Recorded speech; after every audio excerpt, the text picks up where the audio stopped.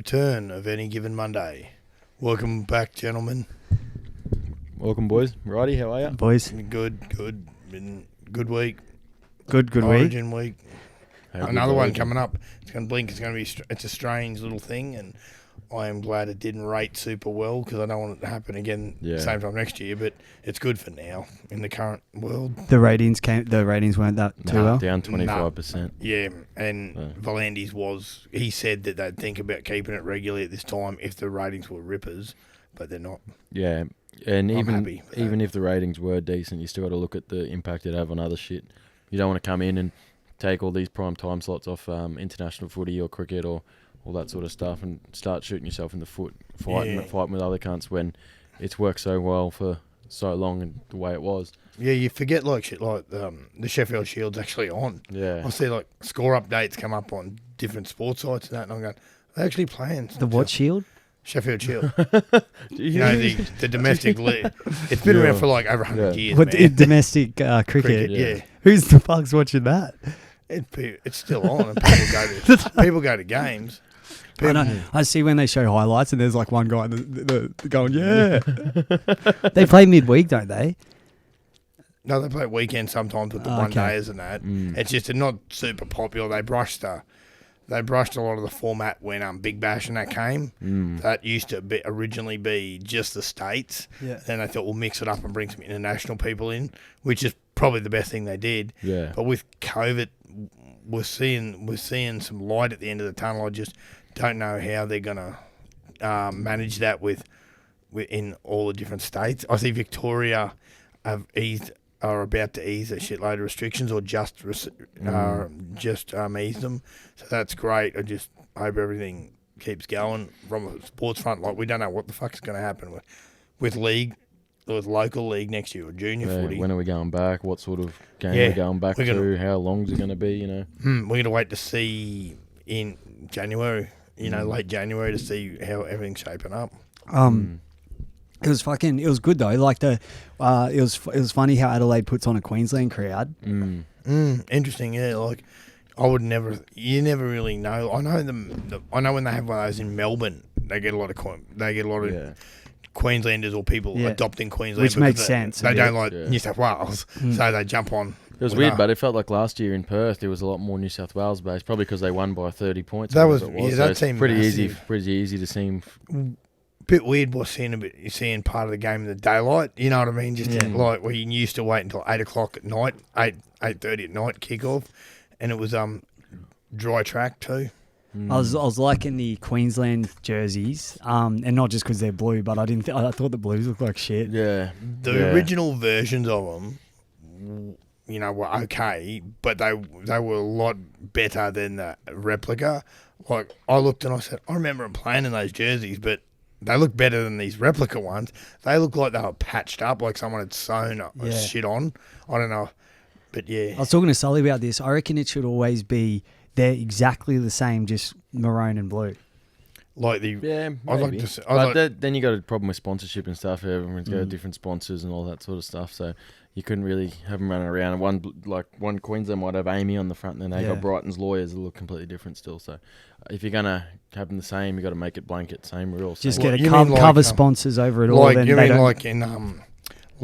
Fucking in the 1930s and that, and they just had all blue and all Queensland jerseys, and then when 2008 World Cup, the pre-World Cup, the Test match, they did a combined kind of New South Wales. It was like stripes, wasn't it? Yeah, and they had actually worn that way back at the dawn of time, and I was like, that didn't look too bad actually, but like Dano's saying, now you got to look after sponsors and this and that. Yeah. Just before we get real deep into footy, but I went to a wedding on Friday night. It was down at Coolangatta, so a bit further. So we had to do the permits on the way back. But how long did that take you to get across the border? On the way back, it was sweet because I think the wedding finished up at 10. This is fucking me off. I think the wedding finished up at 10:30, and so we were at the border by 11 or something. Which would be the best time to go? Yeah, and but on the way down, it was fucked coming back still on the Friday. Yeah, right. But they're on the dance floor, and it was pretty COVID set up. But there's this one cunt, and he's got his button down on, and he was the brother-in-law Well, he was he was married to the sister of the bride, right? Yep. And We'll call him the brother-in-law. the brother-in-law. Code name, brother-in-law. Yeah, but anyway, and then a few minutes go by, and then he's out on the dance floor again, but he's wearing a Trump 2020 shirt. And like, there's hardly any people on the dance floor. And no wonder whether you're wearing that shirt. I'll give you this. And I I didn't even pick onto it because it just looked like a brown like cotton on shirt. But my missus mate who we were with, she was like, You realize that's a fucking Trump 2020 shirt? So this motherfucker planned, like, he's like laying his clothes out for the day, and he's like, I'm going to wear this under my shirt. So and then at the best time, I can really, just rip it up. And it's really going to make a fuss. Be the big splash. Oh, fuck. Do you know it's someone else's wedding? And like, his places and does he realize we were in Australia? Yeah. Like, he should have had a Pauline Hanson shirt on or something. This is, we need more rednecks. Yeah, you build the rednecks too. This is the thing, like, it's funny too how when someone leaves, like retires from something or gets the arse like Trump, didn't get re-elected, all these people now are all, oh yeah, but he did these good things and that. I was thinking, hang on, one bloke was trying to, when I was buying pizza this evening, was trying to sound a bit like learned. He's going, yeah, because, like, he lowered the employment rate, and I was thinking, you mean unemployment? It just means like he's cake jobs. But lowering employment means less jobs. He's going, he did this, but they were claiming he was racist, and I was going, have you seen a lot of things he pooned? Like, if that's what you really did, but like politics, people who don't really have a clue start trying to sound a bit learned and educated with it, and they start throwing out someone's told them a fact, so they're sweet. I'll look that away. Yeah. Well, I think this, and then. I just messaged my family over in the States and asked, like, what do they think? What are their thoughts? I don't fucking know enough about politics. One of my cousins that he's high up in the military and stuff, and he just both sides that live in Seattle, and then the other live in Pittsburgh at the moment. But they were both like, yeah, it's kind of glad that like the person, they didn't like the person, but they kind of liked how it was going. One of my cousins was like, yeah, but I think Biden's a bit of a douchebag. And it's the thing too, like, everyone keeps saying that about, like, with Biden, and I don't know that much about him, so I've started reading a bit.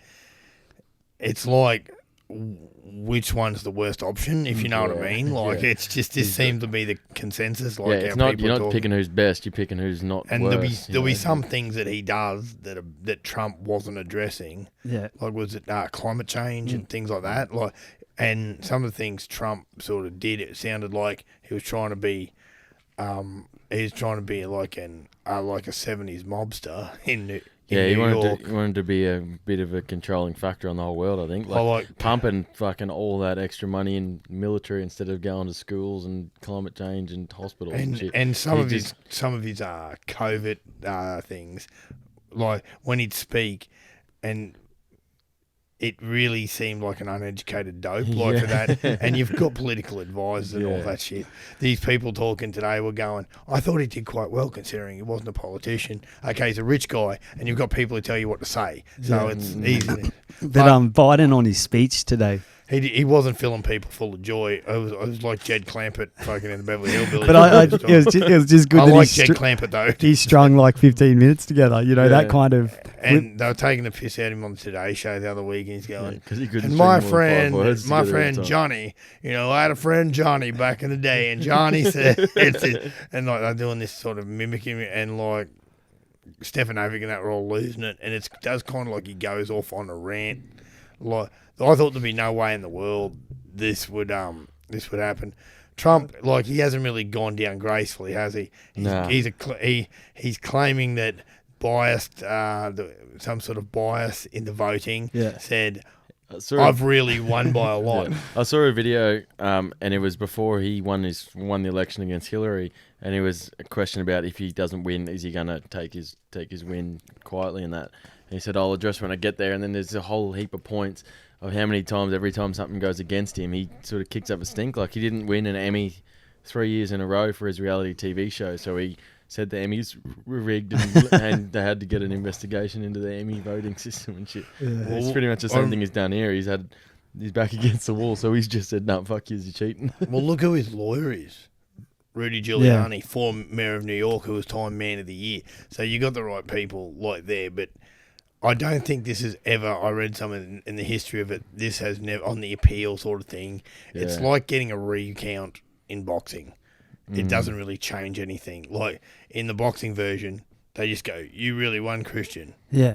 But okay, so do I get the belt? No, that guy actually won on the day. But you are the the sentimental. Just before I forget about it, how about Deontay Wilder coming out and throwing accusations around about Fury? The Gypsy King. It's funny too. And it gets embarrassing because this was the. Have you heard this, Dano? No, I haven't heard it at all. In the beginning, this bloke, and very good boxer, he was quoted as saying, "I would beat Tyson in his prime." Okay, well, we'll never know. And then he draws with the old Gypsy King when the Gypsy King was out of nick. Yeah, well out of nick. And the Gypsy King drew the old mental fucking confidence from that. They were right, if I get in good nick, I'll belt this bloke. Well, and then they saw that if he just goes forward because in that 11th round he won that. So if he just goes forward, they're like, oh, well, our game plan will be to do that. Yeah. And he walked out in that big suit of armour. He claimed that fucked him. Yeah. Well, why wear a fucking suit of armour into the ring then, genius? Okay, why would you do that? Now it's like, is it the gloves? It's the gloves, so the gloves pulling down, so it's like the fist is hitting not the main padded bit. Feel they were rigged, and he wants to hunt down those people who did this. Right, I'm glad you've moved on. Glad you've taken. It was almost 12 months ago. You're still carrying on. Yeah, and also it looks embarrassing if you can't prove none of this shit. Exactly. And claims something in his water as well. They spiked his water. Yeah, well, he seemed to grasping at straws. He seemed to get tired from all those severe punches in the head that the old Gypsy King was hitting him with. Yeah. And it's crazy. It's very, it's embarrassing for this bloke. This bloke's a champion. Now he's just looking like one of these soft cocks looking for an excuse. It's like you're mentally soft, like because he was so good, you're not used to losing, and it's like I possibly couldn't have been beat. There has to be a reason for this. If you could prove any of these accusations, okay, that's a totally different story. But this is nothing's provable. Yeah. What's he had a private investigator? Before you come over, I was watching is his trainer Hall, Fury's trainer, but I was watching his reaction to he was watching it on a phone, and he was like, it's like something out of a fucking movie. Like I can't believe he's throwing these accusations around. Like it's like he goes, it's like when they used to say the boxers put the horseshoe in the glove. Yeah. Have you ever seen a horseshoe? Motherfucker, if someone hit you with that fucking in a glove, Jesus, you wouldn't be forgetting that anytime soon. And also be fucking up your hand. Yeah. Can you picture the guy holding the horseshoe all wrapped around his hand while he's punching you with it? That may have happened back in the 1800s. This is modern, and that's the trouble with boxing, how you get blokes who lose come out with these fantasies of why they lost. The last time Pac-Man dominated this bloke. We're watching the newie. It was a beatdown. Won convincingly. Old mate's fucking filthy. Reckons that he got robbed on the decision. I'm surprised the bloke was still standing up at the end. He was getting hit that many times, and everyone's going, "Oh, geez, what a flogging!" And then next thing he comes out, social media, how he was shafted. Yeah, and this was robbed. It was unfair decision. Also, if you with Wilder is. So remember, Dano, the trainer, his head trainer, threw in the towel. Yeah, and then so he fires him, and then he blamed that bloke at one stage. Fires him, and said that in this thing talks about how he his team betrayed him by throwing in the towel, but he's fucking just eating shots. Yeah, it's funny in contact sport like that. Look at with Jeff Horn, and his trainer. And he doesn't throw in that towel when he's copping a fucking a flogging, where he's getting Homer Simpson in the corner. Yeah, and then they're blaming for that. You know what I mean? And then that Rushton, and he came out and had to justify why he didn't. I couldn't see his face. I could only see the back of him.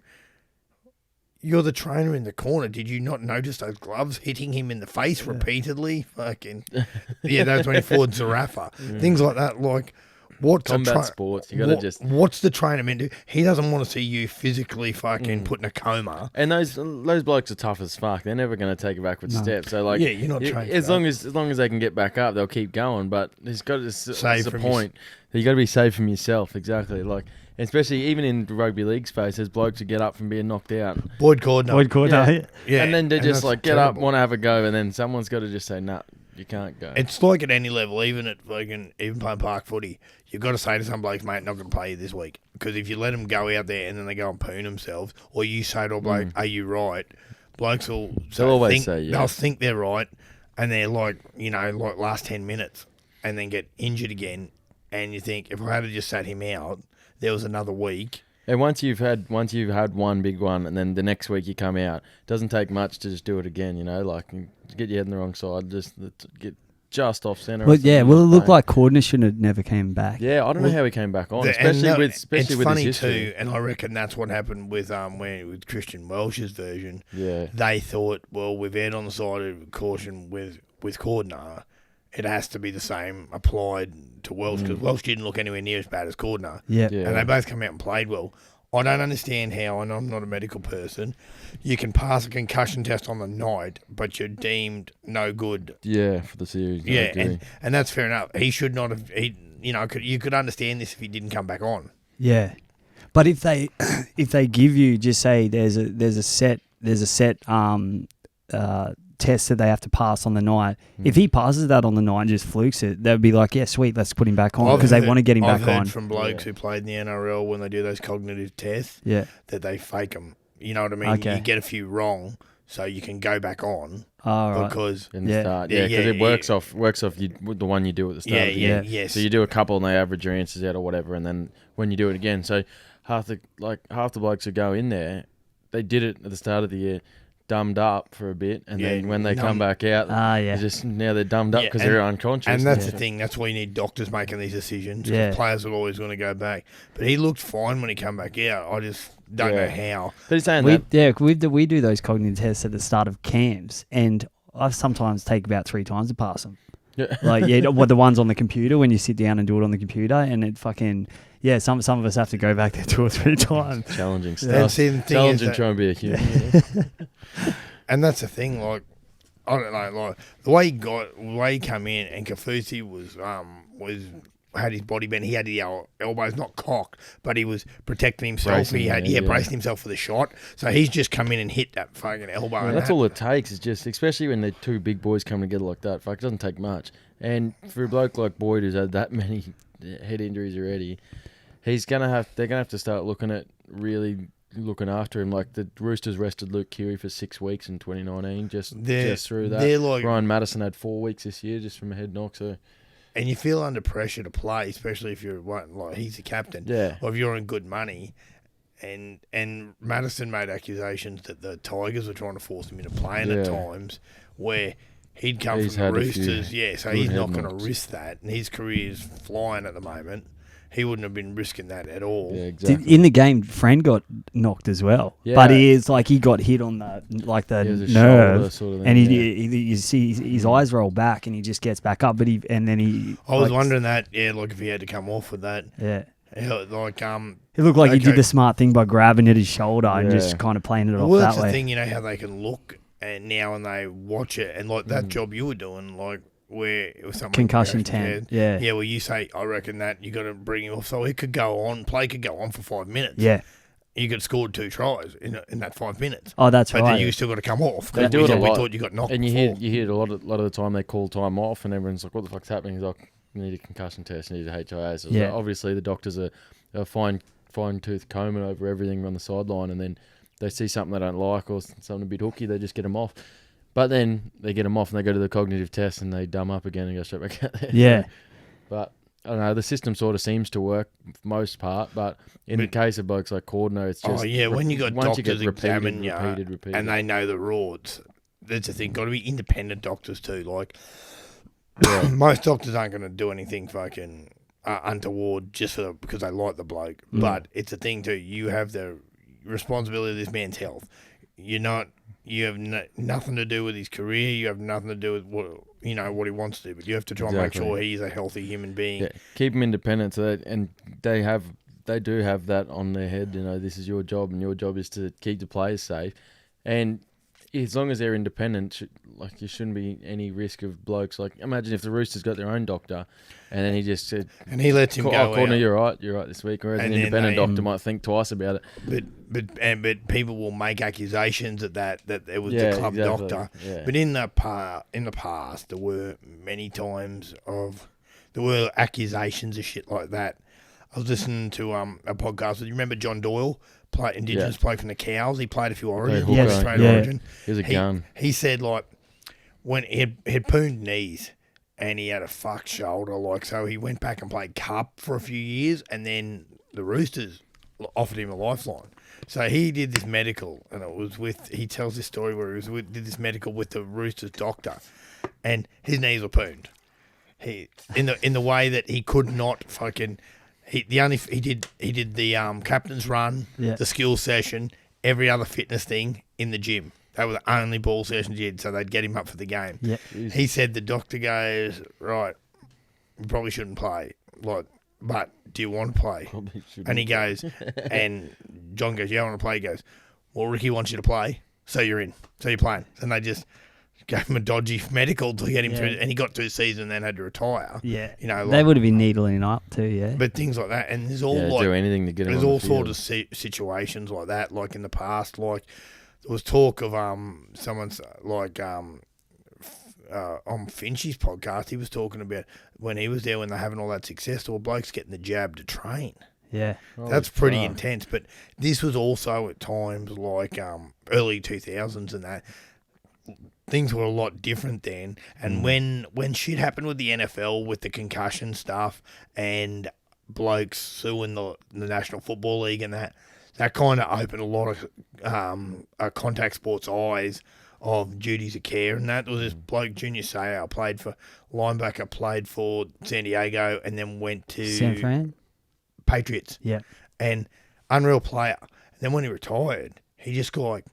I reckon real good bloke, but he started doing out of character things. Like he was flipping out, like domestic violence shit, getting on the booze, like, you know, just ended up which we don't commend. Yeah, that's very good. Well played, son. Well played, Christian. As me watching, he ended up this bloke ended up shooting himself. Yeah, and he had a big family, a loving island, and he kind of was like put up as the poster boy of like, this is why we got to fucking look into this shit. I listened to Stone Cold Steve Austin's podcast.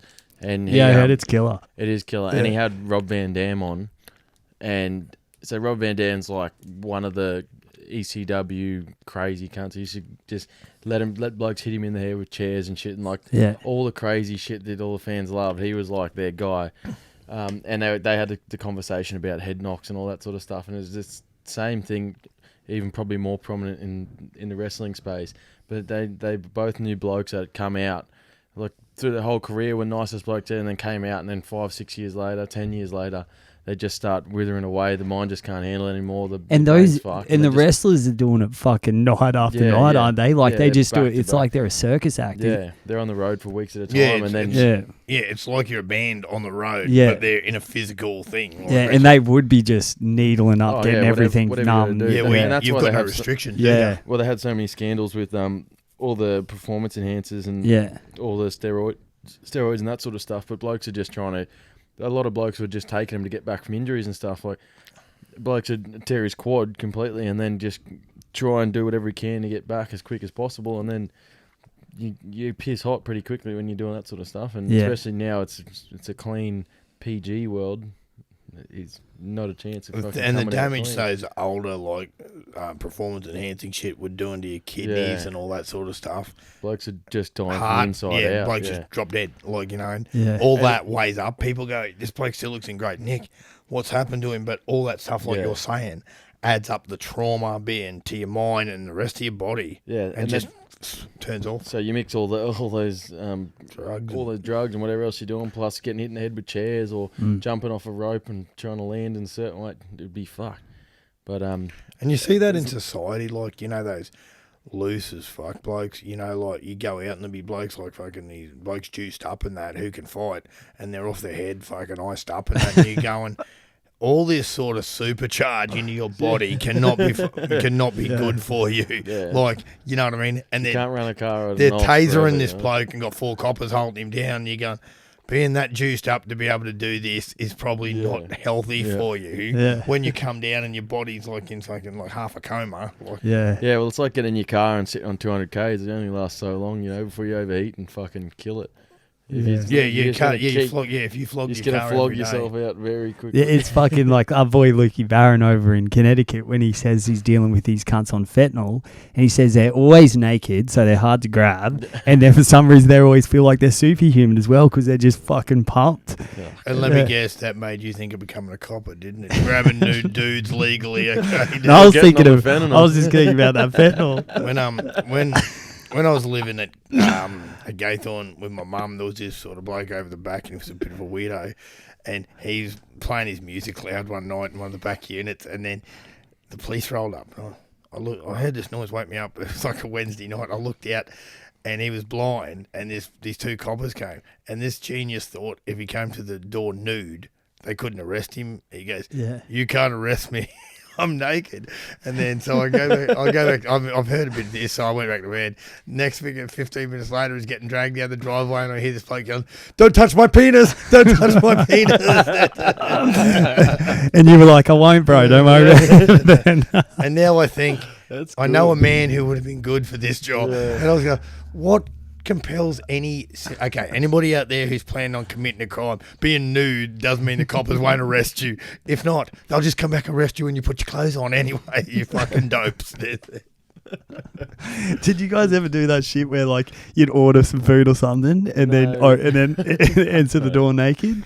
West in the old days used to, Kitchy was telling a story last night, they had Silly Sunday, so they ring up Domino's, must have been Barden or something. So old mate comes, deliver the young, 18, 19-year-old bloke, and so some bloke, he goes, "Yeah, I got a $5.95 coupon." Someone got a big piece of cardboard and just wrote $5.95 with a pen. He walks out in the raw with all this change. Old mate rolls up and goes, "Yeah, I got 10 pizzas for you, this young bloke," and he goes, he gives him all the change. He goes, "Don't worry about it, mate. See you later." A bloke comes out in the raw, just gives you a go, "Yeah, mate, I'm just paid to drop the pizzas off. It's all good. I'll take this back to the shop." Oh, that's good. But I don't have a big enough cock to do that, Oh, it's funny if it's small anyway. But especially when you don't know who's coming to the door. Yeah. I don't want to come out and this fucking... Some glamour's at the door goes, "What's going on there, bloke?" Yeah. Starts giving you shit. That's kind of... but also... The joke's been turned back on you. If it was the glamour, she'd probably just start sucking me off. She wouldn't. But anyway, I find that very low percentage, actually. But they get the delivery kids on pushies. You get 14, 15-year-old kids riding pushies around. That is the biggest rot in the world. Those poor dudes getting flogged. I can't believe safety regulations don't come into that shit, eh? And they've got to obviously, any sort of workplace health and safety thing, they have to show you how to do something. Yeah. Those dudes, I've seen it about to piss down. Like, can you picture some dickhead who orders a pizza in that fucking hailstorm the other week, and the boss goes, "Go bloke goes, no, I don't like the job that much." Yeah. But same thing like workplace health and safety. You can't put someone at risk going, just go out there. It's flogging down rain at the moment, bloke. Yeah. You'll be okay. He's an old bloke who worked at the pizza at Domino's at Everton Park, and he's a bloke who used to buy a bit of stuff off. And so he was win-win. He's selling the pizzas and the chuff. He gave me a pickup address one day. I was going to get some stuff off him, and it's this weird address I've never been to before. It's just in the back street behind KFC at Everton Park. I'm just sitting there in my car waiting for him to come up, and he rolls up on his Domino's pushy, and he's off delivering pizzas, and he's just doing other deliveries on the way. So he gets hustling, just to meet what him. A genius! People just to meet him in the street. I was like, "Bro, you fucking that's like he rolls up, he gives you the G shake with his fucking Domino's box. That's like just rides off down the street. That's like the bloke doing cashies on his boss's time, isn't it? Sort of thing. It's so good. I was like, "You're a win-win here, bro." Except you go back and you give him the wrong bag. Did he deliver needles as well? No. Wow, why do you take it to a place? Well, that's what I thought he was getting. That's what I thought you would have been doing that. No, Dano, that's how he rolls. He probably could. He could probably sort it out, I'm sure. He seems to have everything else figured out, the man cunt. That's sweet. What else do you think about the Orange Boys before we get on this fucking to keep talking about these poor Domino's cunts riding around our in-house looking at penises, fucking having to do also deals. Yeah. Oh, those poor, and what do? Like, you go, "Oh, well, Did you leave them pizzas? Nah, mate, I left. What are you talking about? What'd you leave? The guy come out in the nude, swinging his wang around. Yeah, fair enough, bloke. That's all good. Don't worry. Come on back, Sam. Looked exactly like Joe Scully. Wouldn't believe it. There was a creepy guy hiding in the bushes with his, what's your spud gun or something you were going to shoot people with? That'd be your go hiding out the front. You sitting out the front waiting for your crackhead customers to come over and you going, how do I know it's you? Give me the signal. Well, we were meant to have a guest on, but Dano killed him last night. Yeah, so. It looked like that was a small night. Yeah, we had a big one. Yeah. So, you'll enjoy this story. Last night when I went to mechanics. Yeah, and then we went to Caco afterwards. It was funny. We're lined up for 20 minutes. I'm thinking, oh, this is gonna be fucking booming in there. Like, went in, it was good. It was good, but there was plenty of space. So I thought must be chockers, but there was plenty of space. And Big Trav Harding was out with us, Travis Bronco, and Trav's got a mate who's he's a bit of a quiet bloke, bit of a shy, like not going to cause any drama. Like he's a bit of a introvert. Yeah, very introverted bloke. This poor guy goes into the toilet and he's a very socially awkward sort of guy.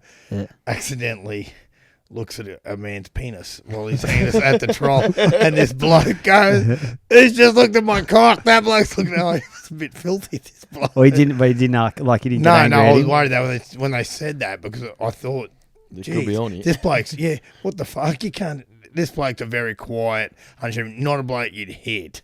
But I go, if some weirdo wanted to belt you over that, and I been remember known to happen. But sometimes, like looking, but I was okay. Before you go into your depth penis, I was just going to say, at a urinal, it's kind of like as if you don't just go. And I would have just said to him, mate, take it as a compliment, like admiring the equipment. But you got locked up for belting a guy for looking at your wang at the trough, You got to throw a couple of the old classics out, but you always got to get worried about it. Like you get in the toilet and just. And he might have worked for Domino's Pizza. This poor bloke and this poor fella, Trav's mate, was obviously a bit stressed because I don't think he goes out that much, but to see a guy flip out when you fucking have a glance at his equipment, so it's not like you've leaned over and flicked its head. So they come back and told me. Flick the old turtle head. They come back and told me this, and I was very supportive. I think I laughed for about 10 minutes straight and pissed my pants. I couldn't I couldn't think of that. I found it the funniest thing ever. I did not expect that story. This guy tried to start me, mate. I go, what happened, mate? What happened? And then he tells me that story. And I'm going, geez, you obviously don't know the blokes I know. That happens. And because, you've been at the urinal, and I don't piss at urinals heaps because I get stage fright because I think my stage fright is in like, I couldn't care about people seeing my penis. I think that someone's waiting on me to finish so they can have a go. And so that fucks me up. When the Caxton was a busy place, there's heaps of dudes in there, and you'd see blokes just rushing in. No way am I pissing in those conditions. That's why I need like no one waiting on me. Otherwise, I start thinking, "Fuck, I need to rush," and then it's gone. Yeah. It's kind of like in the sack too. Like I'm like, weird. If I'm like, I got you think someone's waiting on you when you're trying to when you're shagging your missus, you feel that there's someone waiting on you to shag your missus. You got some deep psychological shit, brother. The boys are waiting. All right, I'm just telling you, that's a deep psychological problem that's somehow haunting you. I don't know. What ticket number 43 is next. Holy All right, now we'll go back to Origin after we've had some good. But that was a good one. I was laughing my ass off. That was quite. I mean, I had to work today, and I was thinking about that at work, and I was just started laughing at myself. I think they thought I was fucking stoned or something, but I could not stop thinking about that. Every time I felt tired and a bit hungover, I was just started thinking about that poor guy in this poor innocent, unassuming bloke. A guy was blowing up at me. Where if it was amongst people we knew, it'd be not even thought of. But with these poor dudes, it's like that, man. The fucking when with Offerdale over in when we were in Boston, and he's doing the bubbler in front of Shane Began, who didn't know us that well, and Beegs goes in and then comes out to fucking who's our other boy over there, who was playing at Boston and played at Sharkies and stuff. Coops, yeah. Fucking his name's Dustin Cooper. Yeah, Gav Cooper's older brother. Yeah, Dustin, and comes out to Dustin's like, oi, your fucking friend's in there pissing in his own mouth. and Coops just goes, yeah, it's called the bubbler. Just fucking didn't blink an eye. I feel Mark's underappreciated because people only sort of remember Todd Carney for that. Where I have heard reports from other people that he was even pulling that move out outside the Stain. He was, he was real early. And if you piss beside him at a urinal, it's like psh, cut, psh, cut. He doesn't psh, cut. And I go, what are you doing? He goes, I'm training. It's training for the bubble. Wow. No, because he cuts it and then goes like a fucking fire hydrant. So he goes, you got to strengthen that bladder and get that push happening. He's a deep thinker, Offerdale, isn't he? Yeah. So the Queenslanders came out after half time. Thank God. For that. New South Wales should have been up one more, but it was an Origin style where I've had people say to me before about in footy seasons like, yeah, we need to. When you say we need to fix this and this late in the season, some people go, "Oh yeah, but at this stage of the season, you can't fix that." And others say, "You can change. You can fix things at half time." Queensland is a perfect example of that.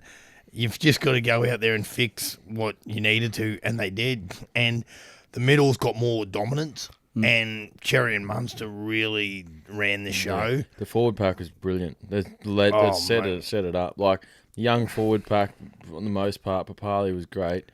Lindsay Collins was good when he came on. Jai Arrow was incredible. That Felice Kafusi, even after getting a bit of a bump, he had very strong. They went to him a couple of times, and when they put him on Munster's side and they got the old Storm combo back up, I was a bit surprised they didn't go with that straight up. And also you got Munster and Cherry that are just, they are like, guys, jump on these shoulders and we'll fucking get you there. How many tackles, compared to Cleary and Keary, when they run the ball, tentative, I thought. When they run the ball, how many tackles they break? They're both big, tall units with the kick-out tackles. So, both of them ran over 100 metres. Cherry Evans was over 150. So and there was something like five tackle breaks in that too. So and Cherry Evans had 35 tackles. So as your halfbacks putting in first team all neck. It's sort of like, get on this back and we'll do this shit. He had Cordner trying to spot him up and that, which you got to as a half at any level. You should be, any coach worth their salt would be telling his halves to get their back rowers at the opposition halves, and if blokes aren't doing that, you got to be really revving home that to them. Yeah. You've got to get one-on-ones to create it. They were trying to get Cordner at Cherry, and and he was up for the challenge. So what they've done, they've done like 4 changes. Is 2 injury and 2. Brimson's injured. Yeah, he's out for the thing. For the series. What do they call it? Lower back fracture. Yeah, like a Liz Frank. Yeah, fracture. that's the one. Yeah, Catewell might be. Catewell's questionable. He's confident. He's confident he'll be right. It was only Sunday, but Christian Welsh has been rested for his head knock. So he'll be back game 3. 3 probably. That brings Dynamis Louis to start and Mo Fodawaker. Who would have thought, like, Dynamis Louis been to a few clubs, solid player, and then, like, has a big year at the Raiders at the right time when opportunity comes, and hope he goes well. Like, so that big Mo or coming off the bench is going to be good, I think. And then we got Holmes getting back there. Yeah. It's not a bad replacement, Val Holmes, is it? Like, can you imagine if he wasn't in the squad, what you would have had to have done? Like, you would have needed to have probably thrown Hunt in the halves with Cherry and put Munster back. Fullback, And the thing though too is you lose Hunt coming on in the middle as that link, that link man with the forwards and the backs, and he can chop. Is you got to start. Is Morgan injured at the moment? Yeah, he missed the last month or something. Yeah. And his form wasn't much chopping. But like if there was a fullback, you could just chuck him. Yeah, he was once a really good fullback. Yeah, and especially when he was playing at Cup, he was great. And he has, I think he's played some fullback at Origin level, like when he comes on. Yeah, because he played a fair bit of Cows too. Yeah, in the beginning. But then they got Lachlan Coote. Coote took that, and then he went in the halves and floated between 6 and 7. Yeah. And then the changes for New South Wales. Yeah, Haas starts and Paulo moves to the bench, which is probably fair enough. Paulo was all right, but you just didn't get enough activity you want out of that fucking big starter. And, I'd feel pretty stooge if I was Keary. Yeah, I don't know. I didn't think he was as bad as everyone's saying. He definitely wasn't great. But it's the same like with Nathan Cleary too. Like, it's all of a sudden like blokes are talking about him as a dud because he hasn't dominated the last 2 games he played. Which is one was a grand final, one was an Origin. Yeah, and he's only a kid, and he's got plenty of time to fix that. Yeah. He's got 2 games to fix it now in 2 weeks. No one's going to remember fucking this. That's one thing I am worried about with the Queensland. A lot of supporters was everyone was started joining your jerk circle. Like if it was only your Domino's jerk yeah, circle. like if it was only one game, I can understand. Yeah. Layer it up all you want, but I'm glad we got the cider at home. I'm very glad. Yeah, you've got your I looked at tickets, bro. They're fucking steep. Fuck. Like Me and Sully were like, we'll get in the nosebleeds, jerk each other off and watch it. And they're and, 300. yeah, Sully. Yeah. I'm sure Sully would have been a big fan of the jerk. $300 a pop in the nosebleed. Like, I got Jackie Welsh and his missus bought my ticket for me for my birthday. So. Yeah. But I think Jack's missus got it on some sort of a pre-sale. It's only $140 or something. Oh yeah, if you're a member, NRL member and shit, you can get them. There's some sort of fuck. Some of them now like $300 for a ticket and stuff like that. That's it. Yeah, because I put in quantity too and it come up $600. Yeah, you've never been. I've never been to an Origin, so really? especially now I'm going to get it.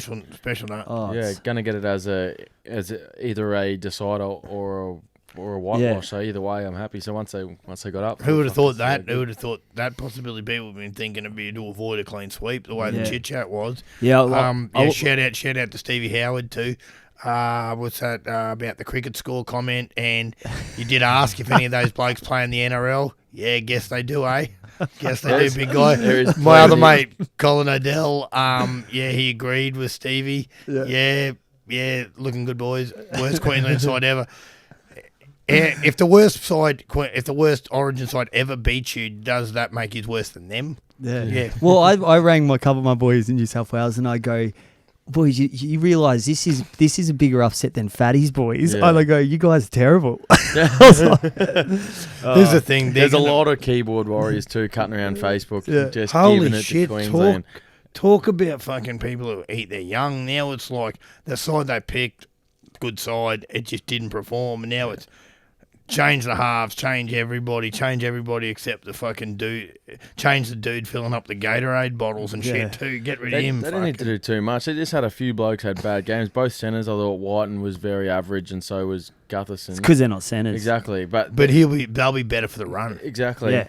But and then those two players having off game sort of was one of the main reasons he got there. Gagai lit his edge up, which was that's what indeed. But if you watch the meters coming out their own end, they were good. Well, Tupou at the back and Tedesco ran for 300 metres and Adokar always does his work. So. And Gutho had his hand in that try on the right. And Gutho ran for that first try they scored, he jumped out fast and got him a quick play the ball and picked up good metres. So he did some good contributions. Just a bit more defensively. I said this about Capewell last week when Sully fucking said I don't rate it. Yeah. He's good, man. Yeah. And that kick, it looked like an Ipswich Jets play, that little like AFL style. It was almost yuck too because his leg was obviously a bit stiff, so he's just thrown it and it was like, you busted playing local footy and you just got to stay out there because we got no one left, brother. Yeah. And like his D, mate, was red hot.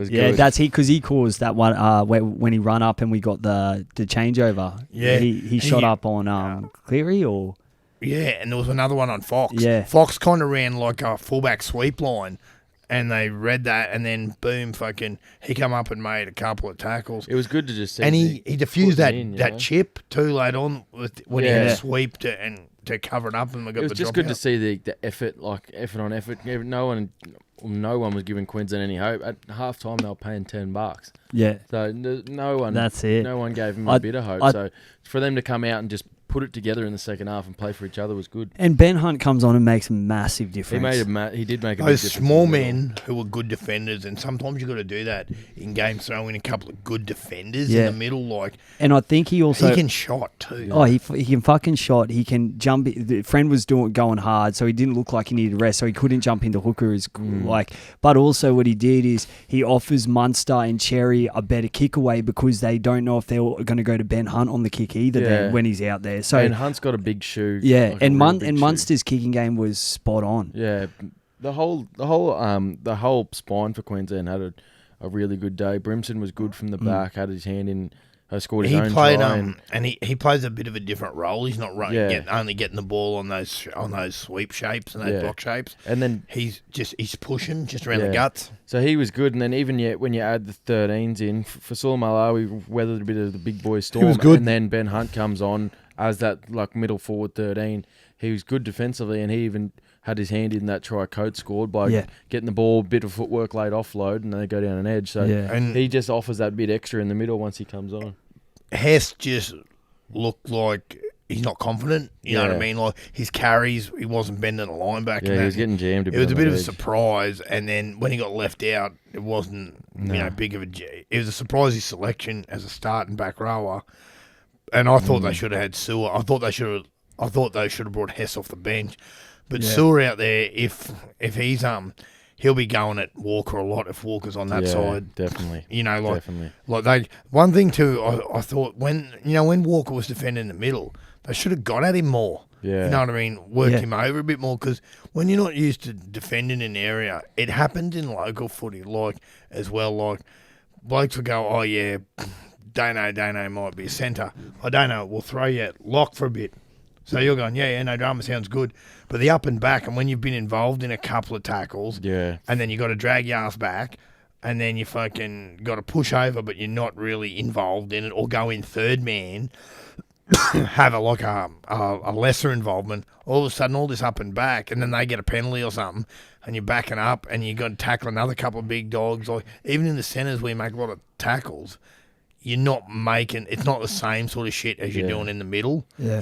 You're doing a lot of front on stuff in the middle. There's a lot of hard things about defending in the middle. More the contact and the fatigue, and on the edge, the harder things is not so much the contact. It's more the decision making and working on that edge together. Because if everyone's going to be going willy-nilly doing their own thing, it doesn't matter how good a defender you are, you're going to get found out. Oh, yeah, it's way more a mental thing on the edges. Yeah, so on the edges, you just, as long as everyone's working together and you talk and you just pick your right spots, you'll be fine. But in the middle, it's more, you just got to keep your head straight and fucking just be strong, be tough, and just tough it out. Yeah, I'd rather defend in the middle any day of the week. It's just a totally different mindset. Yeah. And things like that, like you're throwing blokes in there, and it might be going all right at training, but until you do that, until you've actually got in game situations, like I found that too with our threes, because they were trying blokes out in different roles like that, like defending blokes in the middle, and I'm going, you're playing against a lot of big Islander sides, so they've got big fellas carting it up regularly. You're going to gas out these poor blokes who are normally outside backs playing in the middle. Like you think, just go to lock, and it is a fun posse, old lock. But until you get used to the workload, especially if they see a small dude in the middle, it's just like a neon sight, like Cal Stewart going to the rub and tug. A light flashing, big light flashing, and the big dogs are all just powering at you. And then your ass is hanging. Your soft lips, he'd be there. See, that's the thing, and that's the credit for the lad like old soft lips when he comes back from West. He's used to that sort of football. That's his go. Everyone says they're a fucking utility. Well, you play a game, then you go get rubbed off. They got professional people at West who do that, I imagine. Too. Yeah, we just got order a lot of pizza at West. That's good. Yeah, I'll tell you what, if we win Origin 2, I'll be ordering pizza. How do you see it going? It's going to be a tough game. It's going to be very hard to win. Especially two Sydney, down there. Yeah. Be interesting too with now it's warmer time of year. It's not going to be as slippery conditions as it normally is at ANZ. Yeah. They're going to come out hard as fuck again, so the middles have to be stronger early on. We haven't got time to buy into it like we did. We had our sort of get out of jail free card. Yeah. We can't do that. We've got to get into that grind early. I think, but someone like Dynamis Louis, he's a good front rower. He's tough. He's strong. He's going to have a point to prove once he gets out there. Hopefully, he comes out and weathers that storm, because our starting pack is going to have to be very strong, especially when you got Safidi and Haas and Frizzell and all those blokes running at you. You'd need to weather that storm hard in the middle, because it's not going to be like last game where we come out. They've got Isaiah Yeo and they've got Finucane. Yeah, they've got a good bench, man. Crichton deserves his starting spot for him. He was really good, Angus Crichton. Yeah. And he's got an offload in him too. He's got a bit of football in him. Yeah, definitely. It's good to see him living up to the potential. He'd been good for the Roosters previous years, but not playing like he was at South. Yeah. Now he's playing like how he was when he was at South. When he came in the league and was at South, he was fucking destroying teams. When he was 20 years old, 19, and that footwork and fuck on that edge. I was at the Brook one afternoon with the old man and my brother. It was a South game, and his young kid, my old man, never even heard of him. and he comes over and scores 3 tries, and I was like, holy fuck, this kid can play. And then he just went on with it at Bunnies and was a freak, and then sort of had a bit of decline at the Roosters, obviously, with the amount of talent they got there. Fitting into your role, finding your feet at a new club and working out with all the other blokes. Obviously got the international captain Boyd Cordner at one back rower, and then they had a lot of great forwards there already, and premiership winning culture. Orbo. So it's now he's found his feet there, and obviously he's doing it well because he got selection. Orbo's retired, eh? Yeah, hung him up. I don't know if he'll. Start. I think he's staying in Sydney. They were saying. I was wondering if he would go back and have a last year. Like, he's a Ballina boy. Oh, okay. I was wondering if he'd go and have a run around there. Is he getting a job at the club or? They'd have him. They'd have a role. Yeah. It's hard to now because it'd only be like a contractor type thing because unless they got you like in membership or some shit. Yeah. Because now with less jobs. Oh, that's right. Once they just get your token gig, like it'd be like if you worked at a school and they got your job as like say like like a groundskeeper and things like that, or just like a shit like that, or washing dudes' cars at lunchtime and that to get more money in your bank account and helped you go to World Cups and shit. And if you were that sort of a bloke, like I don't think they got that sort of luxury down there. Roosters look like they're a bit strapped for cash, Everyone's washing their own cars. Everyone's got to do that. Like I'm just letting the male staff run a train on my mouth at lunchtime. So, Sully's always fucking first in there, paying $40. That's good that you're making a bit of money there, tax-free money, lad. Lovely. If there's one thing Freddie knows, it's tax-free. We did. How do you see the game going? I see if I was a betting man, which I usually am real bad at, I would. I hope you back the Blues then. I would say we'll go Blues Queensland. I reckon Blues will come back with a slight win, and then we'll get them at home. It'll be interesting too, and Walker brings a bit more X factor. And Keary's good. It just it just was. He was still good to stay there, but he just had to find a different balance. Yeah. But that's the thing. Walker's one of those players as well. I think if he's a Queenslander, besides the two, we've got two of the biggest beasts in the game there anyway. Yeah. But if, just say Terry or Walker's in there every game. He'd be 14. If he was declared himself available, he'd be the 14. Yeah, he would always. Because Queensland have always had, there was Carmichael, then even Cooper Cronk took, and even Cherry Evans did it when he first. He did that, and these are all real good players. And Hunt would didn't fucking come back to me. I'll think of it. Hunt would play like lock or centre if required, or wherever he's needed. Yeah. But if they had to get him on that role where they'd play, he had Berrigan. Didn't Berrigan do one year when he wasn't centre? Yeah. So he played more 14 footy and come on as a second rower and that. That's the advantage of having someone like Carmichael Hunt who can fill so many spots in the back line, and he's tough enough to at the origin level jump into the forwards. Same as Ben Hunt. He's pretty versatile. There's a lot of different combinations within the squad itself that with Hunt going on, you could change a lot of things. But I was thinking, if you're going to drop Kiri, I reckon it should have gone. They just give Whiten and Walker the roles. Just go put White and Walker in there, and then they're playing their. So you look at him, and now they were coming. There was a guy talking on the rush hour with MG. Like they get people ringing in, giving their thoughts. Because these blokes don't play these positions and this and that. And okay, fair enough. Whiten played in the series last year, which they won at centre. In for 2 games. He played for Australia in the centres. Yeah, so he's got enough, and he's played plenty of club football there. Gutherson, real good player. He just hasn't played centre for a while, and he marked a bloke who played some pretty good footy in Capewell, and Gagai, playing good footy on that side. He was probably the man of the match. Dane Gagai, Shred Lord. I remember Shred Lord out there. I remember Gerald's words.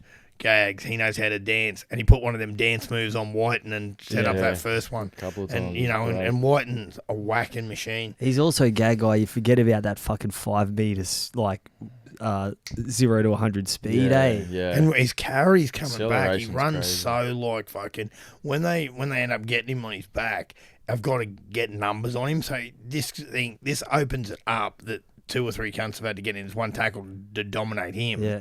When he's the ultimate set starter. And a lot of this stuff when he's at South goes unnoticed because they're thinking of what he's doing at Origin. He might not be Origin good because he just loves that arena, but he's still very good, out there, starting things off, makes plenty of meters. This year, he jagged plenty of tries this year, things like that. Yeah, one of his best scoring years. It's and Munster played like he just came off a week bender and had nothing to lose. He doesn't even care. I just got my concerns over our edge defence. I think New South Wales didn't get a good enough chance to exploit it just because our middles were so dominant they weren't getting to their spots.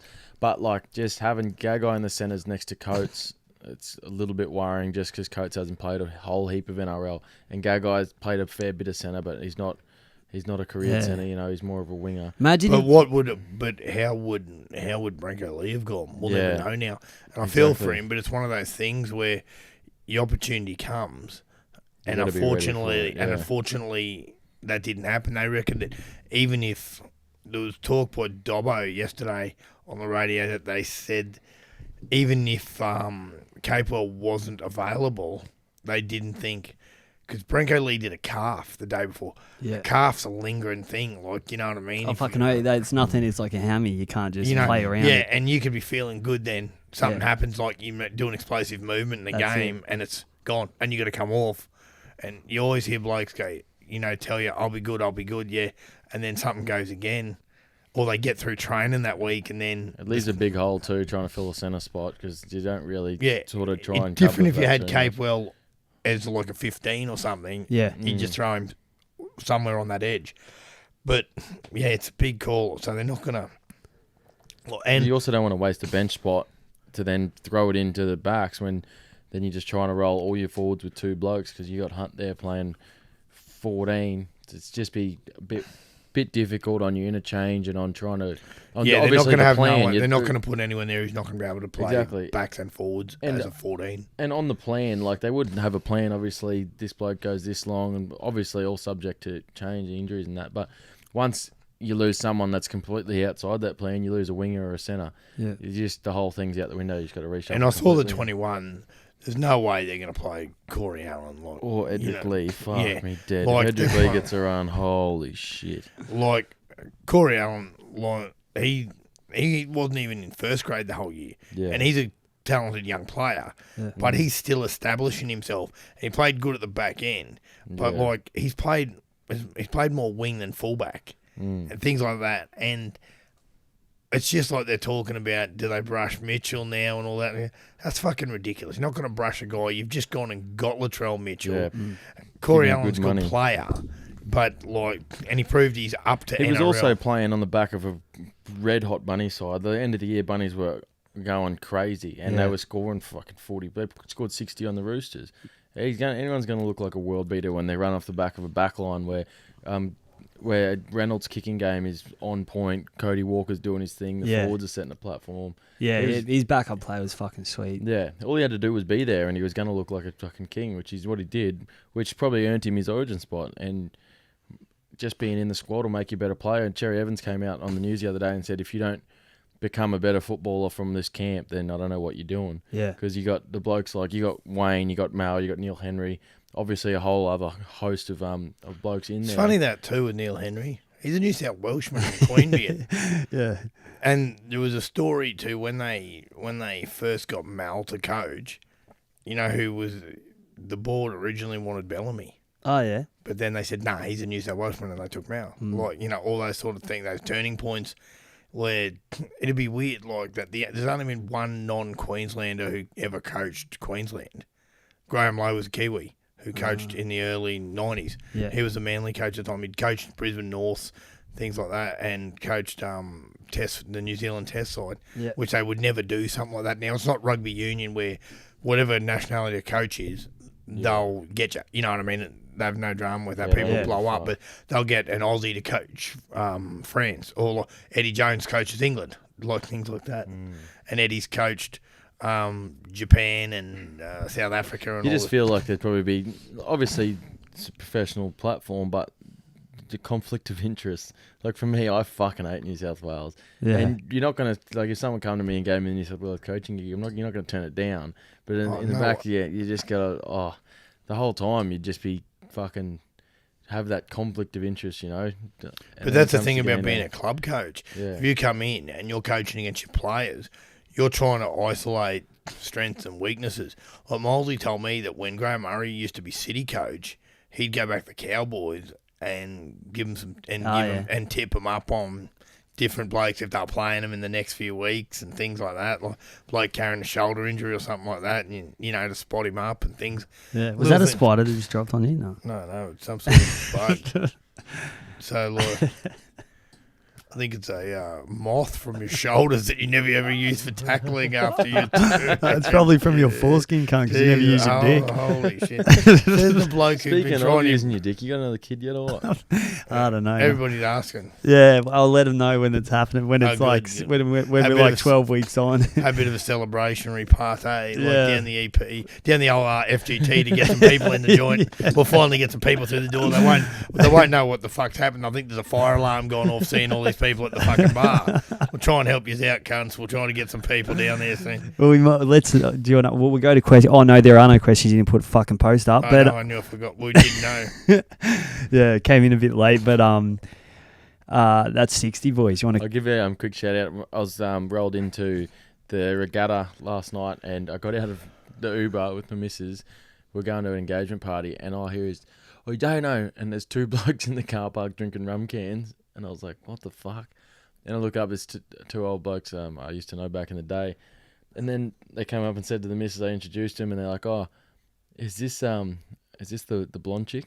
Look at me. He's like, I listened to your podcast, right? You know, you narrowed it down to one or two. I was like, God, shut the fuck up. You're doing me over here. But no, shout out to Dan and Ollie. I seen yesterday. Drinking rum cans. Drinking rum cans in the car park. That's good. Nice.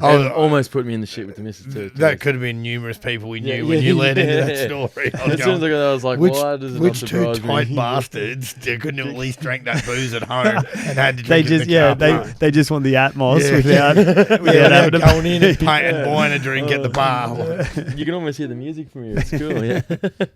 Yeah, I've had a few people actually in the last couple of weeks that say they listen to the podcast. So the name's getting out there, and probably more so.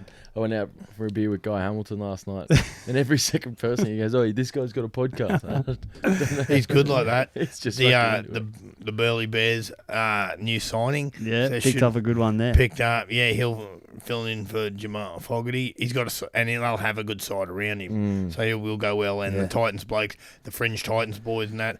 Glad Cup's kicking back off, and the Hunters to be based in Queensland somewhere. I'd assume it'd be North Queensland. Yeah, and they'd probably dish the boys not in the game day 18 out to local teams. Yeah, which is excellent. That's good. You need to be getting them playing footy. Yeah. So Matty Church, you finally get a chance. He'll do a good job. I wonder if those boys will like, the Papua New Guinea boys. If they like being will go well being away from home for that long, or it'll be like a bit of where with the Warriors boys, it united them as hard as it was, and they had to let some blokes go because it was just too.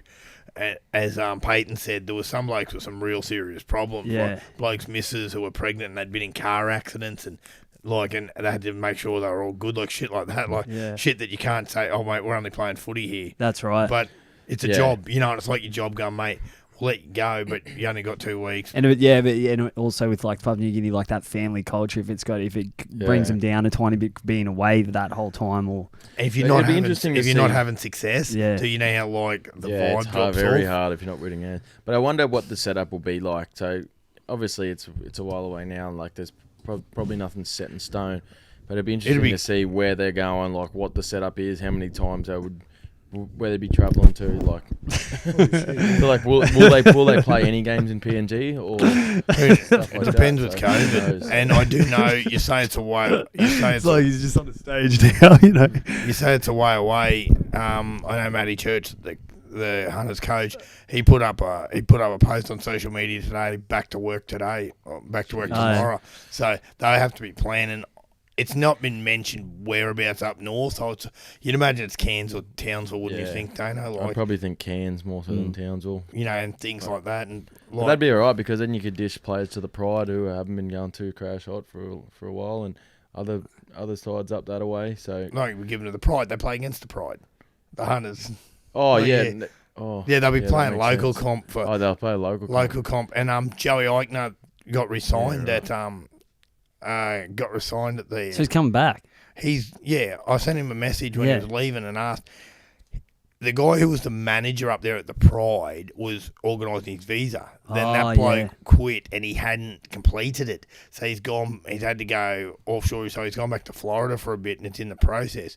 And they re-signed him reluctantly because he was going home and because he said he'll be back by the start of the season. Yeah. So it almost fell in the shit, but get him back. Big sexy. Yeah, the big boy. We'll have to go watch him play when they fucking play a game in Brizzy. Yeah, that's right. He's probably got about 30 kids running around up there right now. He seemed like he liked the old cans up there. Yeah. So that's good that Eichner's there. Any word on the greatest tomahawk of all time?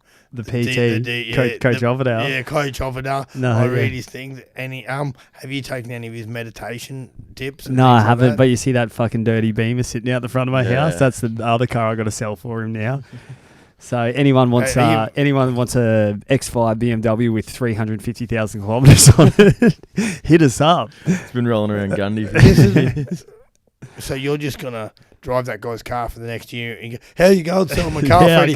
No buyers yet, man. I sent him a photo with a for sale sign on it. I'm like, yeah, I'm trying, bro. I put Domino's delivery boys in the back and shit.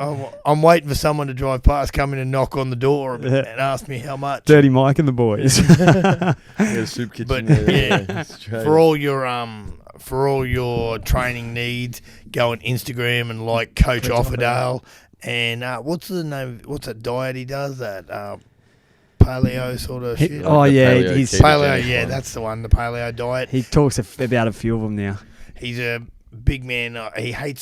He likes to cut down on the carbs. Yeah. Not a carb fan. The big sauce. Yeah, he said this. Carbs. He loves carbs before you go to bed. Makes him real sleepy. So he says he smashes his carbs before he goes to sleep. Like he eats a fuckload of potatoes. Well, they tell people not to do that if you want to lose weight. Yeah. But he said that if you eat, I'd get him to talk about it because I don't want to butcher it. So get on Insta like Coach Offerdale if you're into your health and fitness type thing. And if you want any inspiration, just follow Any Given Mondays because Freddie's pushing that out pretty much daily at this rate. Yes. It really brightens your day. You wake up and Freddie's just giving the people what they want. That's it. For everybody out there who's listening or watching us on YouTube, Freddie didn't attend the presentation night the other night. That's why I was at the wedding with the Trump supporter. Yeah, and originally he wasn't going to go because he only played 2 games, but he spoke to our coach Clint Dolan, and he was in contention to win every award. And Freddie felt that he would be detracting from the other boys and making them feel like lesser men, and this would be better for him to raise their spirits and to help shape their lives in a different direction if these other boys got to win these awards. So who won the awards? Moses got a couple. Yeah, Big Treno Tommy got best and fairest. Oh, sweet. Tommy got one. Tommy got opens. He got captain of the year. He got player of the year. Yeah, he got club player of the year. No, but I mean, like any captain, he was the better captain anyway. All of them, and shout out to a friend of the show. We call him Soft Lips Callum Stewart, who won the Coaches Award. Oh, did he? God bless you, Digger. There was talk that Soft Lips is in talk with the Sanford Stags. Are you serious? They're looking to make him a big signing. They haven't got a coach yet, but they feel if they sign Cal, that'll get people Cal, if you rolling. go there, you're fucking dead to me, cunt. And I think he thinks you hate him already anyway. Well, I would hate him then, and it wouldn't be a joke. Why would he go there? Does he live out that way? He lives at Sanford. He lives at High Vale. He's not going there, but he just lives at Sanford, yeah. All right, you're not dead to me yet, Cal. Yeah, not yet. And as soon as you start playing for the Stags, but and West Brisbane Panthers have announced their big signing for 2021. Former Parramatta lower grade, former Ipswich Jet, former Tweedhead Seagull, Mum and Barber. Boom, shakalaka. So he'll be a massive asset. Let's hope the boys can continue the signing because Valley seem to be signing everybody. And there'll be blokes watching who'll be unreal if they all go there. If they all stick around, there'll be 5 blokes in the can bar that are outstanding players and can't get a run. So has Clint started fucking recruiting for us? Or he texted my brother the other day. Yeah, well, you can just do that though. He can do someone else, can't he? In saying that, I was on that that's fucking the old guy who washout. recruited. Yeah, he did tell me that's the guy. Call the who recruited. washout in Melbourne who hasn't fucking run for 12 months. It's a great idea. It's really going to help our season. There's some restrictions being eased, so let's hope that Jolie uses these. So the only thing he likes about restrictions being easy is getting schooners into him, which he's done plenty of at home, just instead of schooners on the tints. He's still not going to get any fitter. He's going to be useless. But yeah, hopefully we can recruit a few names and get down. I got a couple of boys I'm hoping to bring down. So yeah, sweet. We know Mitch and Boyce are coming down, so yeah, get some numbers. We should be sorted. Let's just hope. Yeah, it's that time of year, the old silly season where everyone thinks about playing. It'd be different this year at all levels of footy, except for Cup with the pre-season, because most people that were involved in some sort of season won't start till a bit later. But the Cup guys, a lot of Cup guys hadn't been doing nothing, so they'll be back into training soon. I know North have started already. They're a bit gung-ho.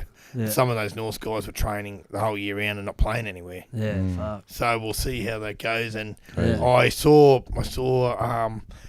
USA International Representative Joe Florimo at the Norman the other week. Oh, yeah? And he said Wynnum was starting training soon. Shit. That's who we need to get on the show. Get Jay Florimo Jay Flo, get him sort of stuff on it. Yeah, get on there. There would be a few good times with the old Jay Flo. And so, he said that Wynnum, their top side, want to start training soon. Yeah. Yeah, big call. It's funny when you think about this, like, how do you balance this? Yeah, well, the way the West are doing it, even for BRL, is just once a week, aren't they? Before Christmas. When do they start? 24th of November they start, and then it's just one training a week, the Tuesday. That's what we should just do. To roll in for a bit and then kick it up. I think we're just going to be playing like touch for one night a week till January, and then get serious just to start dangling the card. Or you could, if you want. Oh, that's right, you can't. I was going to say there's no gym. You can do that, like, unless you did a couple of outdoor sessions. Yeah, I will do something. For those who want to do some extra stuff, crank it up a bit. You like showing the ropes, using the teachings of hopefully Coach I can Offerdale. Get back on the Alex Lloyd. So. Yeah, that'd be good. Like, hopefully there's a variation on it that helps you pass better too. Like, helps you get the ball to someone's hands and chest and not blow up at people, but makes you friendlier.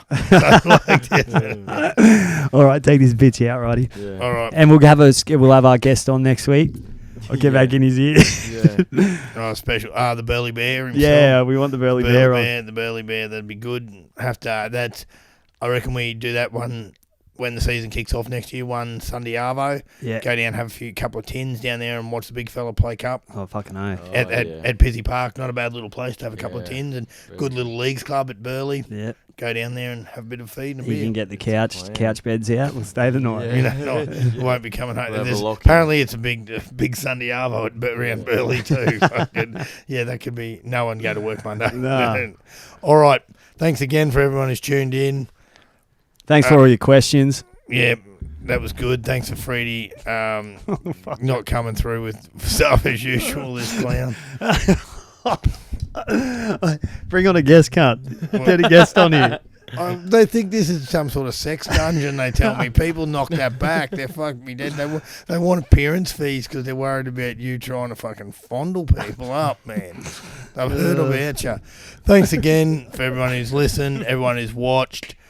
As we always say, COVID's on the improve, but let's keep getting it done. Two more weeks of Origin, 2 more weeks of footy for the year. Let's hope the Maroons get up and silence the people Stevie from down Howard. south. Yes, the hatred from down south. And remember, get out. Hopefully restrictions will be eased even more in Queensland soon, because if those restrictions go through with Victoria, they've got more accessibility than we do at pubs. Yeah. And that must be really squeezing the life out of some things. Well, Dana reckons last night there was no fucking restrictions. There was thousands of people at Fridays. I saw your Snapchat in the line to get into the Caco. zero restrictions, normal lineup to get into anywhere. They weren't going, all right, split this up a bit. Did you all come together? And nothing like that. And there were people cruising up after the game and stuff. Inside, everything's all spaced out. And I couldn't understand because I don't recall shitloads of people leaving to get us in, but we had to wait 20 minutes to get in. Shit. So when you get into a line, it becomes like a goal to get into the bar and have a drink. Yeah. But everybody, get out, get amongst it, start enjoying yourselves. When in doubt, go to Byron for a weekend, see Thor, have a good time down there because apparently half the planet's blocked off, but everywhere can go to Byron. And I know the right man will be venturing there soon because I do not mind a couple of beers in Byron. Yeah. Take care. Shout out to Domino's Pizza. Yeah, shout out to everybody. Commiserations if you're a Trump supporter, All Black supporter, whatever, New South Wales supporter from last week. Yeah. We'll be back next week, hopefully with some good chat about Origin. And always remember, don't be a mercenary. Stay rock solid. Support your neighbourhood, support your community, and support your footy club. Cheers, boys. Have a good one.